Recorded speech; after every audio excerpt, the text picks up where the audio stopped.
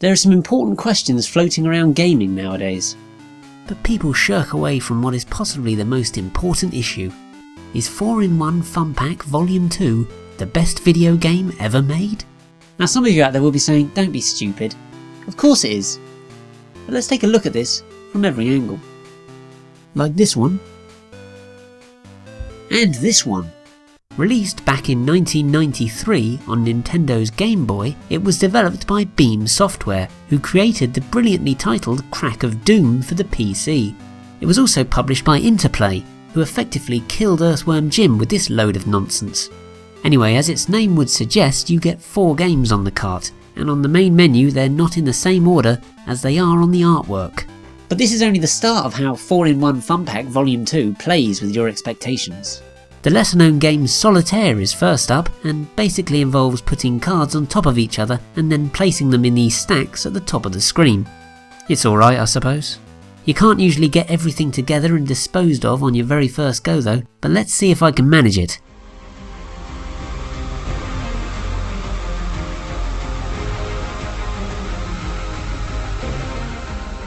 Bam. Easy. There is a Vegas mode as well, but it still involves putting cards on top of each other as far as I can see. If that's not enough, there's also a 2-player version of the game. But seeing as I don't have any... Hey, don't worry. I'll play with you.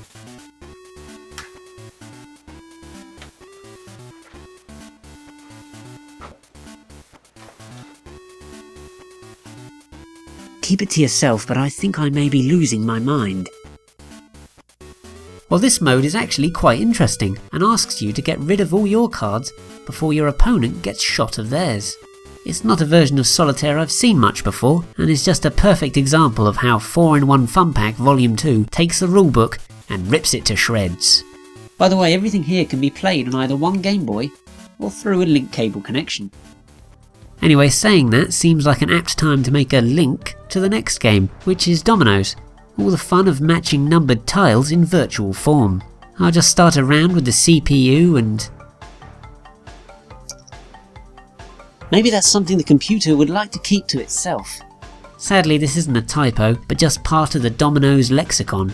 Yes, there's a Dominos lexicon, as the place where you keep your pieces is called the boneyard, which makes a screen where you have your dominoes lined up sound much cooler than it has any right to be.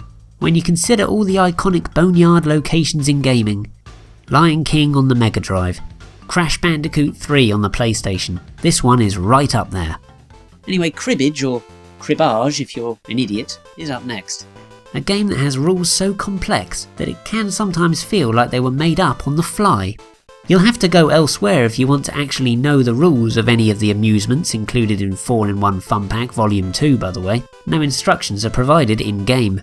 When I said this game rips up the rulebook, I meant it. It asks you to fend for yourself, and you end up being a stronger person because you had to battle against adversity. Anyhow, as a large part of Cribbage involves tallying up combinations of cards, the fact that the computer does that all for you here is very welcome. Although that subsequently does make it occasionally feel as if you're not really playing the game at all. This is good practice for what life will be like when the human race is enslaved by robots. Finally, we have Yacht, which does not actually involve a boat, which is a bit of a disappointment straight off the bat. Or should that be straight off the boat?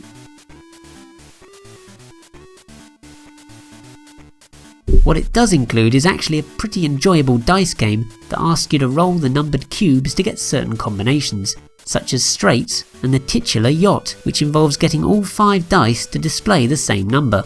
Yes, there's a huge amount of luck involved, but there's just enough strategy required to make it strangely compulsive when playing against a friend. The fact that this is all virtual also cuts down on those tiresome arguments over whether you threw the dice properly. To sum up, 4-in-1 Funpak Volume 2 is a masterpiece that teaches you valuable life skills, such as how to place cards on top of each other, match up numbers, and roll dice that don't actually exist. In all seriousness though, this is a serviceable enough collection that wisely chooses 4 pretty different games.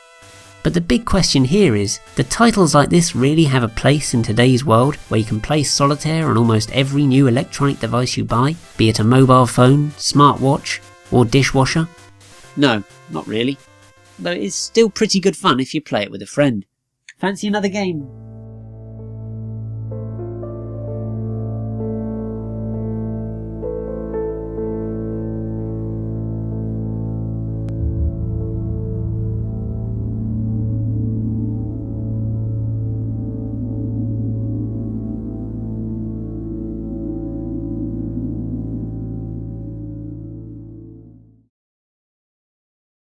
I guess this means we can forget about using the elevator.